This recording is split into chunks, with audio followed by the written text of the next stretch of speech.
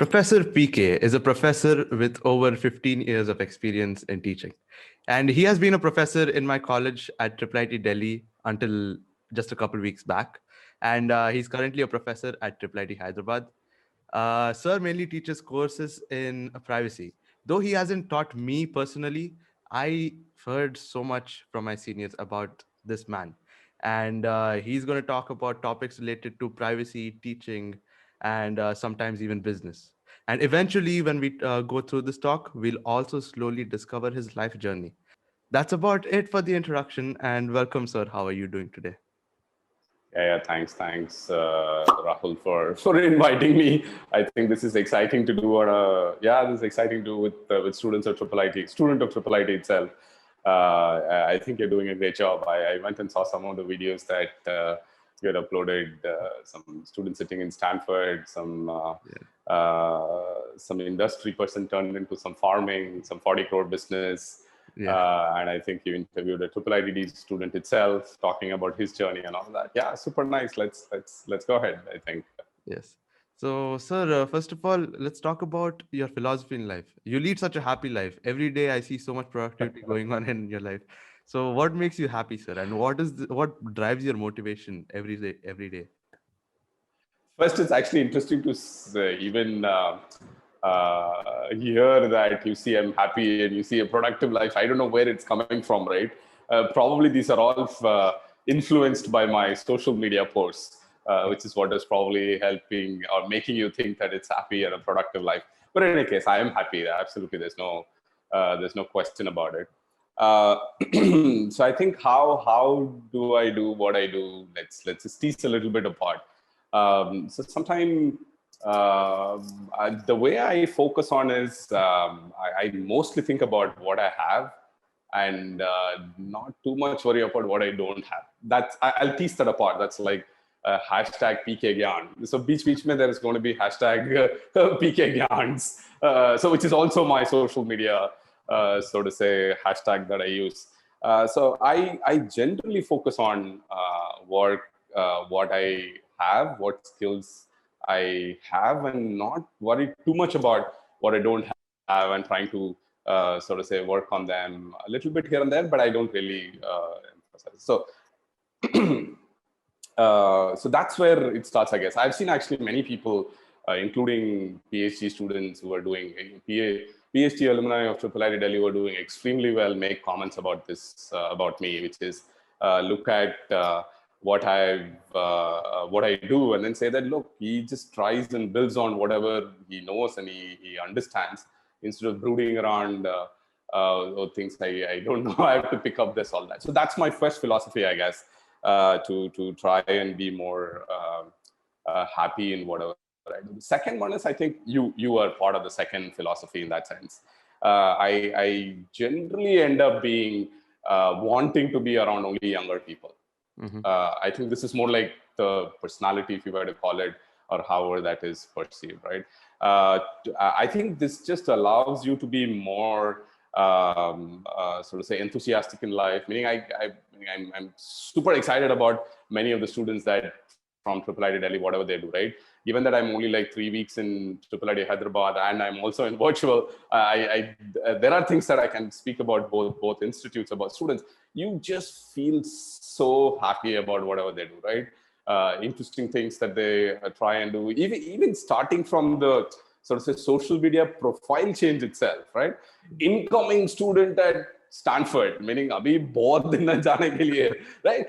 So lots of enthusiasm about whatever they're trying and doing, right? So and if you see some Insta posts, people are logged on and people are trying to do dance, students are trying to do dance, students are teaching dance to others, all of that. So it makes you very, very happy about being with these kind of people. That's my second.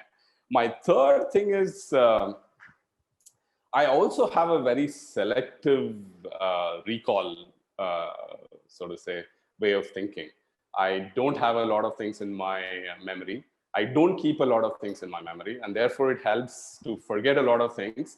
When interaction starts, it's kind of a clean slate. It kind of starts with no baggage, kind of a conversation, even if I know the person many a times. I think that's one thing that I think this is This is just the way the neurons are connected, and that's the way it is. It's not a trait that I've thought of building, but because of the selective recall, I miss a lot of things. I forget a lot of things of, so to say, let's take if there was any negative interactions with people, it kind of goes away in very quickly. So that's the reason why I think it also makes me feel happy, right? Whenever I interact with people, I don't have to worry about, यार इसने मुझे वो कर लिया, मैं याद करके 2006 में ना इसने मुझे वो करा था, इसलिए ये नहीं करना, वो सब मुझे होगा ही नहीं, आपने कुछ करके चले गए, तो अभी I'll try and speak to you. Four. So most of the answers will have these four number. I kind of like this four kinds of points of answer. The fourth one is, I think, I super like hustling. So I want to do many things. I want to try out many things. I want to do that. That's a see again. The social media can help. I mean, there's some ACM India things I do. There's some student sites I would do. There's some research sites. So there's lots of everyday context switching for me changes very frequently. The things that I do are many. So that actually keeps me also more energetic, right? Because there's few things will work out well, few things will not work out well. If you do only few things, then there's a problem. I do many things, and I do things that are also slightly diverse, right? Talking to a PhD student who is struggling to do PhD in a different institute, talking to a faculty who is trying to build his or her career, talking to a student who is trying to apply for grad school, talking to a student who's working with me on a research, gives me so much of variety in a single day. Even just today, from morning until now, I can tell you how my calendar works. It just gave me a lot of this context switching, which helps me to hustle. And therefore, I think life is a little bit more exciting. Right. That is very interesting. And I love that. I love the hustle culture that you're trying to enforce and you're practicing yourself. So, sir, to summarize what you've said, first of all, you are happy with what you have. You don't count what you don't have. And next, you try to hang around with younger people and try to be enthusiastic with them. And number three is when you talked about selective recall. And yeah, I found that interesting as well. And number four is about hustling, right? So moving on, sir, let's talk about privacy, sir. How does privacy matter, and what actually got you interested into this cybersecurity field? So I think the story is also interesting, right? So I think it's just a matter of chance, accidental. I think clearly there was nothing much beyond an accident that made me get into this whole area. So I was visiting CMU, and the professor that I used to work with then, I kind of think him as my idol also. One of the weekends, he just said, "Oh, come, I'll introduce you to a professor." So I just went with him to get introduced to this professor. And this professor name is Professor Latanya Sweeney. So she used to be a faculty at CMU. So he said, "Oh, she works on this topic, privacy. Why don't we sit and speak with her and then understand what's going on?" So I had a very brief chat with her about what she's working, what kind of things. And this is 2003.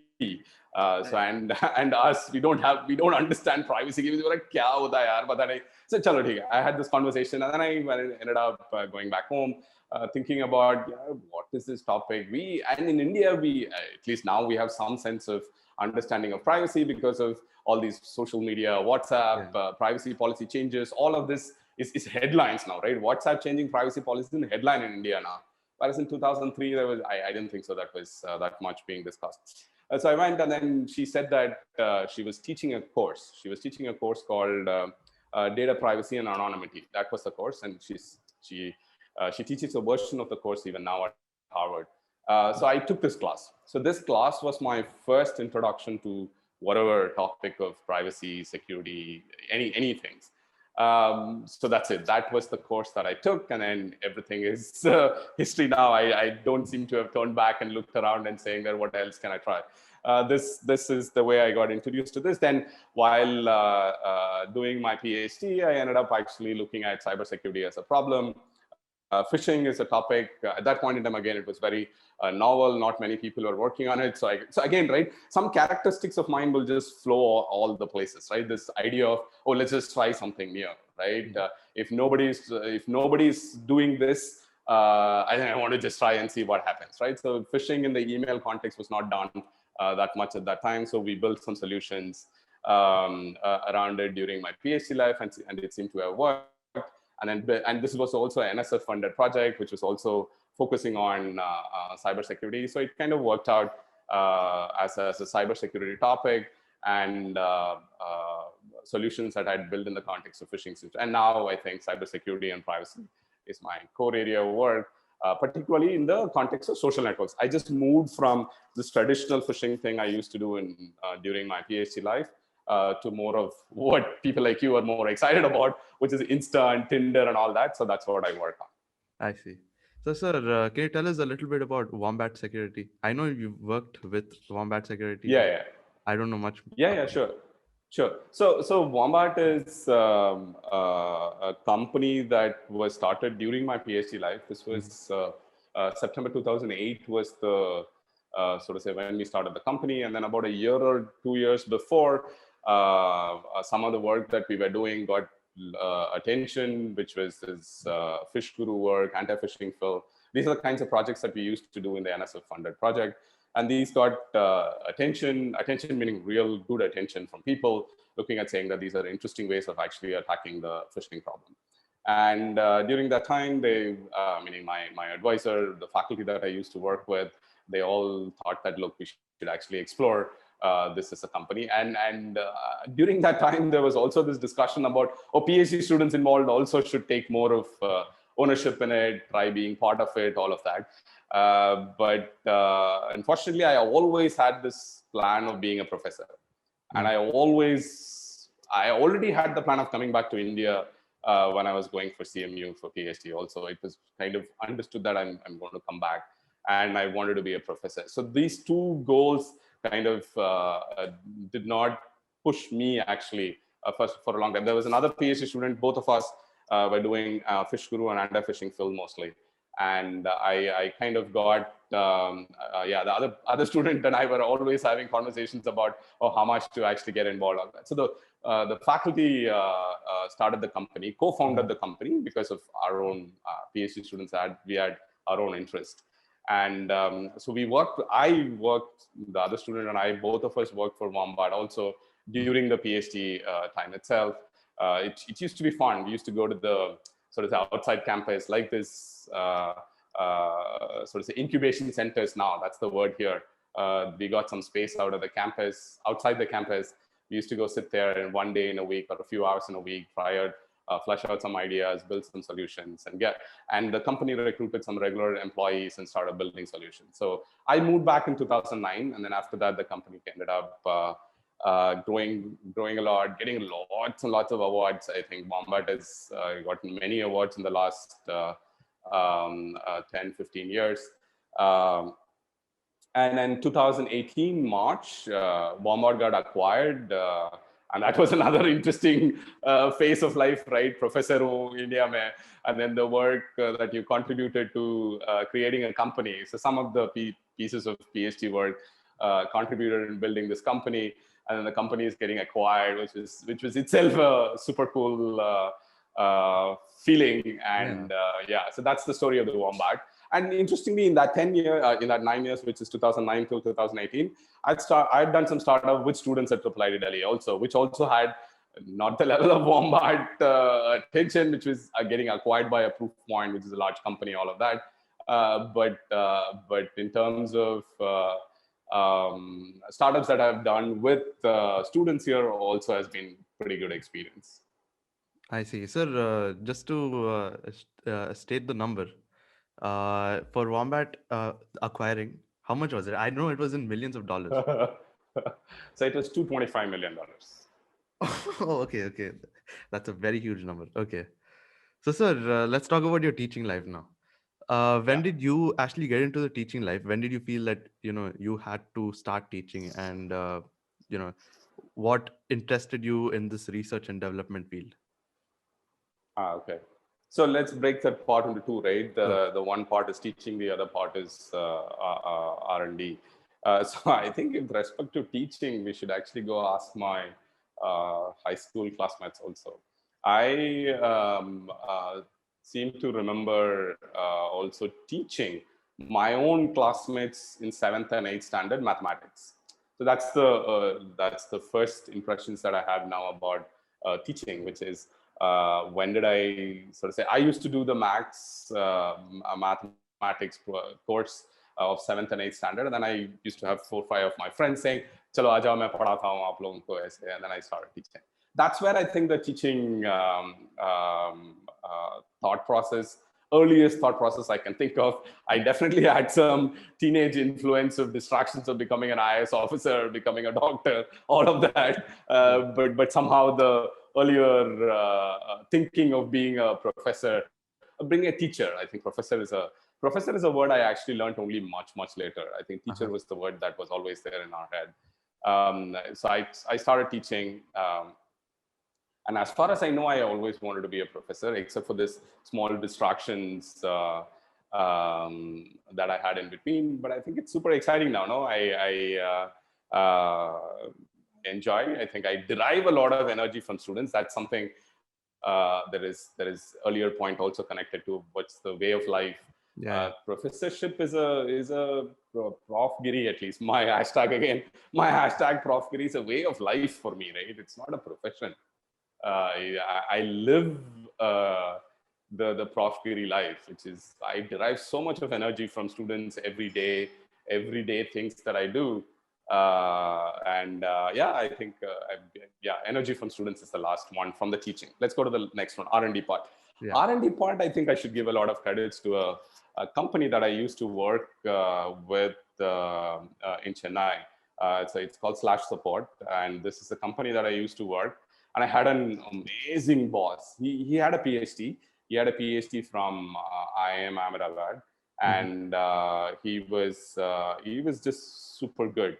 And so I was working on something in knowledge-based systems and knowledge engineering, all of that. So we were building the company was building a product. I was part of the team and all of that.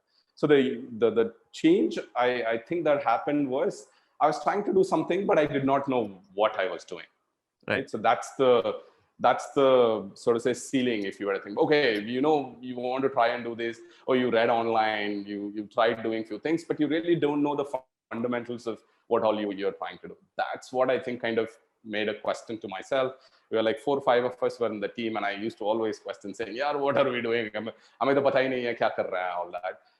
So R&D started there, saying that, look, I think I need to go understand how things are done more fundamentally, which is how I think I questioned saying, can we actually quit the job, which I had this thing of software job in 2000s. Can we just take off from the job and then go try something to learn? That's where my interest to R&D, and that's my source for, I think, R&D. Right. So can you tell us some of the best moments that you ever faced in life, like your projects, achievements, etc.? Yeah, there are too many, man. I don't think so. I don't think so. I mean, I think it'll take an hour or 2 hour lecture itself on giving what are the great moments of life, I guess. But let me try and say a few of them. I think. Yeah. If I were to just sit down and think about what are the few moments that I think I would sort of say timestamp it. I think first and the foremost timestamp in the professional world would be my CMU experience. I think this is like the life-changing experience. Every single thing that you can think of would have CMU impact on it. Even the stuffed toy behind the Tigger. Tigger is also the one which is very active, right? Which is connected to, again, Randy Posh's last lecture in CMU, all of that connection, right? So I think CMU is probably the life-changing point in my life. It just taught me so many things. And one of the things is definitely pushing the limits. I think I really understood some few things out of my life from that experience. One of the highest thing is pushing the limits. you feel like you've done something now, and then the next semester will be like even harder, and then you slog yourself and then say, oh, I got better than last semester, and then you do another semester. You think that second semester तो बहुत बढ़िया गया, अभी तो it's very good. I've done very well, and then third semester will be like where the hell it is going in the middle semester, and then so that's the kind of and lots of things I did not know when I got into PhD. I think that was also another experience that I had. Many things that would show up in courses, would show up in my research questions that I'm asking, I did not know. Right? So I had to actually spend a lot more time in prepare. So that's why CMU was on the top of the list. Within CMU, I think this Fish Guru, my PhD life, anti-fishing Phil, a couple of projects that I worked, which turned into products, was like the super timestamp in my life. And then the second big one is to apply to Delhi. Because I think, again, some connection, right? Which is this startup nature of the institute, which helped me. Slash Support was a startup when I joined. There was only a few of us who worked for Slash Support when I started with Slash Support. And IIIT also was like very few people when I actually came in to become a faculty here. And so IIIT allowed me to try out new things, try out whatever I was interested on at that point in time. And then the research life first was this fake content or credibility content, TweetCred. The projects that had big things with this, one of the things was the selfie projects that we did, which showed up in Hassan Minhaj's show, TV, multiple TED Talks, Doordarshan, many media houses covering. Even now, we actually get requests about media houses when they write about selfie deaths in the world. And then more recently about Wash Karo app that we built for COVID. Generally having this social impactful projects. I think that's where my interests are. Touching common man. I think that's another way of summarizing whatever I'm interested in doing. And I'm more interested in that. So that's CMU IIIT. Inside IIIT research, I said, but inside IIIT in the last 2 years, something else changed, which also I think has never happened to me in my life. This is the first time, which is this whole idea called, I would again use a hashtag creating memories. It was just a random conversation with some parent asking, oh, what do you think IIIT should do, all that. And then they made this comment saying that, you should think of Sampurna Vyakti of students, which is to give the holistic experience for the students coming into IIIT Delhi. And then I kind of thought about it a little bit. That phrase would have been harder to sell. So we kind of reformatted with this idea called creating memories. In the Office of Student Affairs, I think faculty helped generate this idea around this creating memories and made that as a theme. So last 2 years, I think that's the fabulous experience for me, which is converting a thought into something where many people are working towards one goal called this creating memories. Any discussion inside Office of Student Affairs, until I was part of the team, would always ask this question: so how is it helping the students? Will it create some interesting memories for them? Will they actually remember some things that they're doing? So that's, I think, the last part of this timestamp, which is as part of the Office of Student Affairs, as Dean of Student Affairs. I think I just love doing that. Right. So, sir, now that you've joined IIIT Hyderabad, what are your future plans? And sir, can you also tell us why you changed the universities and what's next in store for you in life in general? I think why I changed can by itself be a conversation, I guess. Right? But I think so I spent 12 years, close to 12 years now. I think like a month or two lesser than 12 years at IIIT Delhi, right?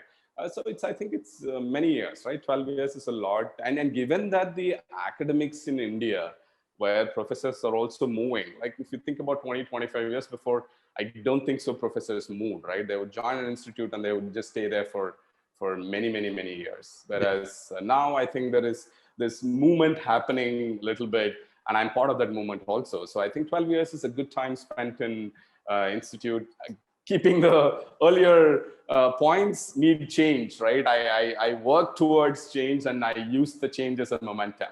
I use change as a vehicle to do things. And I think that's what is one of the triggers for thinking about a different place. And I also personally, I feel priorities are also changing in life, right? So when I was, let's take 31, 30 when I started here. My priorities in life were certain few things, let's take. And now the priorities are a little changing. And because of the priority change also, I think the move Right. is necessary. And IIIT Delhi is a fabulous place. And IIIT Hyderabad also, given that it's a known environment, I've spent time in 2002, actually, in 2002, 3, in IIIT Hyderabad. Then I did a full-time sabbatical in 2018 and 2019. So it's an environment that I know I love the city. Hyderabad is probably Mhm. the top-rated city in the country for me to live. So Hyderabad is where everything is. Right. So for your question on what is that I'm planning to do, I think I'm planning to have fun. No, I'll continue having fun in whatever I do. I'll continue I like that. as you started with your first question, right? I'll be happy with whatever I do. I'll enjoy, and I'll create memories for myself and people around us. I have some thoughts, I have some ideas, but I think I'll let you and your viewers also to wait for some surprises or to wait for some time to see what's coming up. But fundamentally, I think I'll just keep having fun. I see. So that is so fun. I really love whatever you've shared today. It was really insightful, and also it's happy to know about how well you are doing in life, and it's good to know that you hope the best for every person out there. So thank you, sir, for joining. Yeah, It was a wonderful talk. yeah, yeah. Thanks. Yeah,